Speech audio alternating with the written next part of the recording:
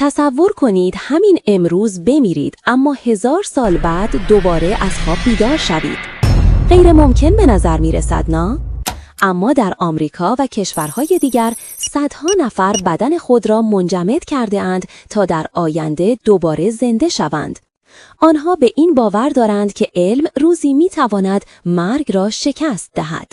ایده انجماد انسان برای زندگی دوباره از سال 1962 شروع شد.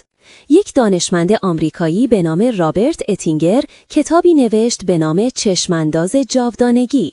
او می گفت مرگ یک مشکل فنی است، نه پایان زندگی. اگر علم بتواند بدن را سالم نگه دارد، شاید روزی بتواند دوباره آن را زنده کند. وقتی فردی از نظر قانونی می‌میرد، تیم کریونیکس بلافاصله وارد عمل می‌شود. اول بدن را سرد می‌کنند تا سلول‌ها از بین نروند. بعد خون را خارج کرده و به جای آن مایعی مخصوص به نام کرایوپروتکتانت تزریق می‌کنند. این مایع از یخ زدن سلول‌ها جلوگیری می‌کند. سپس بدن در دمای منفی 196 درجه در تانک نیتروژن مایع نگهداری می‌شود. به این مرحله ویتریفیکیشن یا شیشه‌ای شدن می‌گویند. در این حالت بدن ممکن است هزاران سال بدون تغییر باقی بماند، اما هنوز هیچ کس از این وضعیت به زندگی باز نگشته است. در حال حاضر 2 مرکز اصلی در آمریکا این کار را انجام می‌دهند. یکی در آریزونا به نام آلکور و دیگری در میشیگان به نام کرایونیکس اینستیتیوت. هزینه انجماد بدن کامل بین 80 تا 200 هزار دلار است و اگر فقط مغز نگهداری شود حدود 80 هزار دلار هزینه دارد. بدنها در تانک‌های مخصوص نگهداری می شوند تا روزی که علم بتواند دوباره آنها را زنده کند. طرفداران کریونیکس باور دارند روزی نانوتکنولوژی و هوش مصنوعی می توانند سلول‌های آسیب دیده را ترمیم کنند و حافظه مغز را دوباره فعال سازند. برخی حتی معتقدند ذهن انسان می تواند به بدن جدید یا حتی به کامپیوتر منتقل شود. برای آنان مرگ فقط توقف موقت است. اما بیشتر دانشمندان می گویند این فقط خیال است. هیچ انسانی پس از انجماد هرگز زنده نشده. فرایند یخزدگی به مغز و بافت‌ها آسیب جدی می‌زند.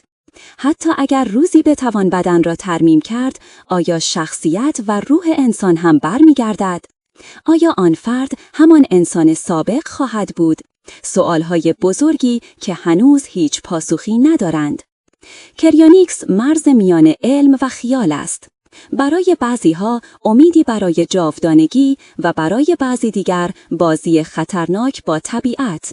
امروز آنها در سکوت در سرمای نیتروژن خوابیده‌اند، در انتظار روزی که شاید علم دوباره درهای زندگی را بگشاید. شاید آینده پاسخ را بدهد که آیا انسان واقعاً می‌تواند مرگ را فریب دهد یا نه.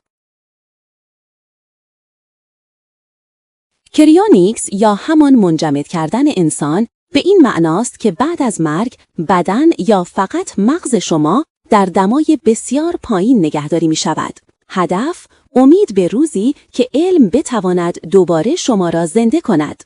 در آمریکا 2 مرکز اصلی این کار را انجام می دهند. آلکور در آریزونا، کرایونیکس اینستیتیوت در میشیگان. هزینه ها چطور است؟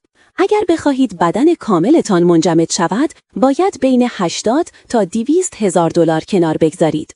اگر فقط مغزتان را نگه دارید، هزینه حدود 80 هزار دلار است.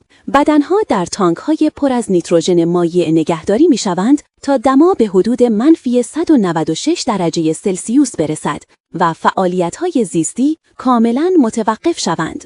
اما یادتان باشد تا امروز هیچ انسانی که منجمد شده دوباره زنده نشده. پس کریونیکس هنوز یک امید علمی برای آینده است، نه یک واقعیت.